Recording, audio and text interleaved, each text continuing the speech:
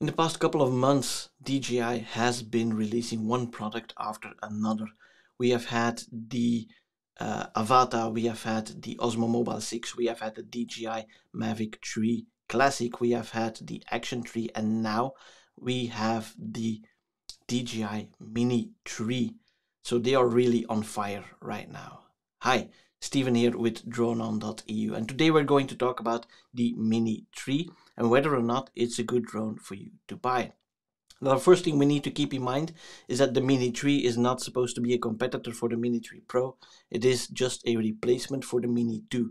So we should set our expectations accordingly, of course. The first thing we need to talk about is battery life. With the Mini 3, it does not have the sensors, the obstacle avoidance sensors, and the software that runs that specific algorithm. So that means they can save a little bit on battery life as well, meaning that the light battery, which keeps the drone below 250 grams, is actually going to give you 4 minutes additional flight time, up to 38 minutes compared to the DJI Mini 3 Pro. With the Ultra battery, you can get to 51 minutes, which is again 4 minutes on top of the 47 minutes we had in the DJI Mini 3 Pro. So that is awesome. In reality, of course, those 38 minutes will be more like 30 minutes and the 51 will be more like 40 to maybe 45. And you never want to deplete your battery completely anyway when you are flying, because you always want to keep a safety margin on your battery life. Now, secondly, the camera. We are stuck with 4K 30 frames a second, so no 4K 60. But if you drop it down to 2.7K, then you can actually get to 60 frames a second.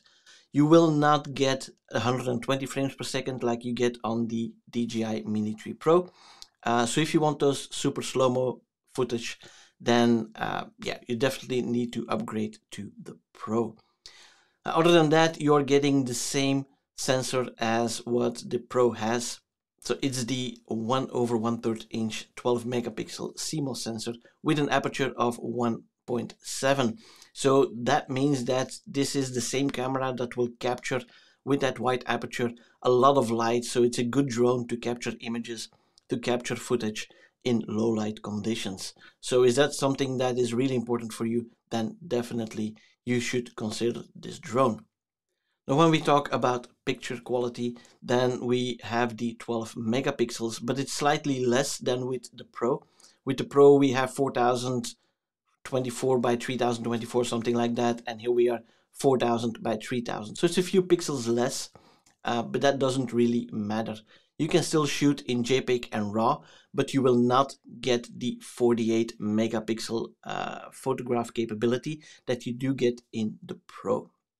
Now, next up, of course, is the color profile. And in the DJI Mini 3, you are stuck with the standard or normal color profile. There is no D-Cine-alike, there is no D-Log. Now, the Mini 3 Pro doesn't have D-Log either, but it does have D-Cine-alike, which allows you to capture 10-bit color, which gives you a lot more flexibility for dynamic range. You will get a little bit less of that. Now, the normal color profile is still really good and really usable. You just don't have the flexibility of color grading to the extent that you could do with the D-Cine-alike profile. If that is something that matters for you, you should upgrade to the Pro. Now, as I briefly mentioned before, there is no obstacle avoidance sensors on this drone. There is only the landing sensors for precision landing, but there is no forward or backward collision avoidance available. That also means that there is no active track or focus track available on this drone. So if you want to do some tracking and you really want to have the drone fly in the air while you're riding a bike and just tracks you automatically, this is something that will not be possible with this drone. Again, if that is something that you fancy, then you should upgrade to the Pro.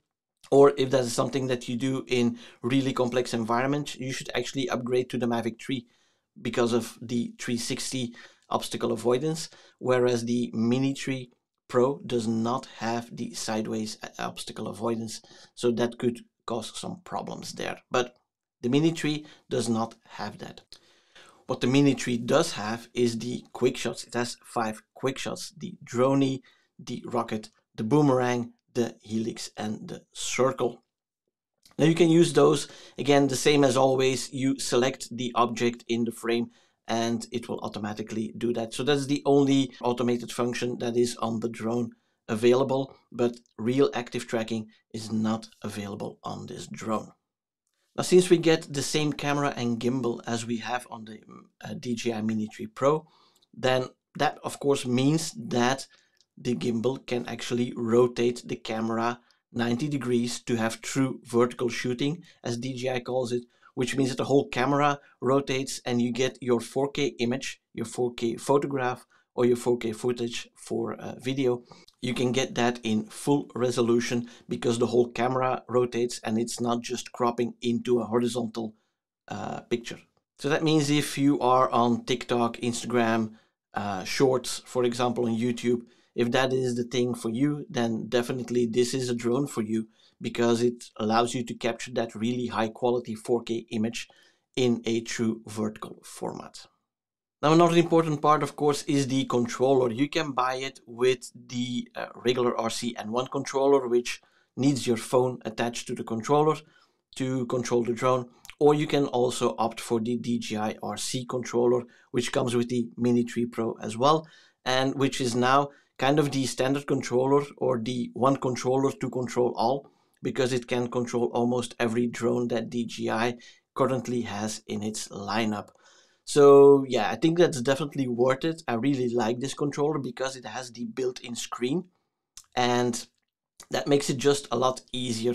And you can have your phone still, or the battery on your phone is dead, but you can still work with the screen at that point. So it is built in. It is just so convenient to have that screen built into the controller.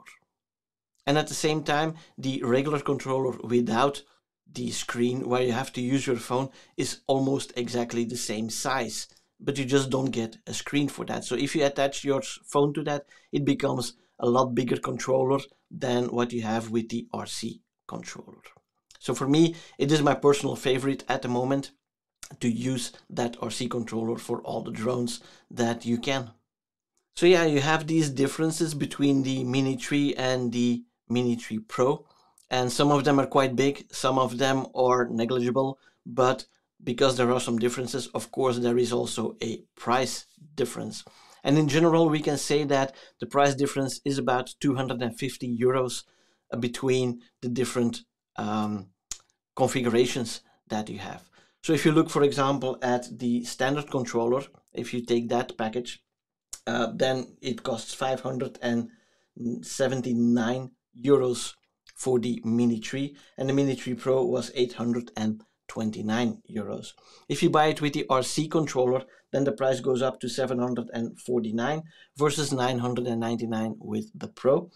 And for the Fly More combo with the DJI RC controller, which is the one that I would highly recommend buying if you're interested in this drone, then you come to 938 euros for the Mini 3 and 1188 euros for the Mini 3 Pro. So about a 250 euro difference for active track, for higher resolution photos, for better quality video, or higher frame rate video, I should say, because it is the same camera, so the quality in itself will be the same. You still get the HDR capability of the dual native ISO, where it shoots at two different ISO levels and combines that to get that highlights, or to pull the shadows up a little bit and to pull the highlights down a little bit on the other side, so you get a higher dynamic range when you use that. So now the question is, which drone should you buy? Well, if you're a real beginner and you just want to shoot some pictures, you will be flying a lot manually, then definitely the Mini 3 is the better choice, because it is quite a bit cheaper. It's about 250 euros cheaper, as I said, and it has a lot of the capabilities from the Mini 3 Pro.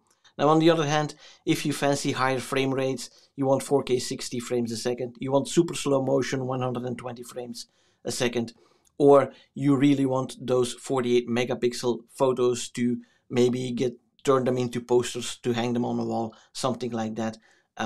You want active track. I think that's the main part to get the DJI Mini 3 Pro.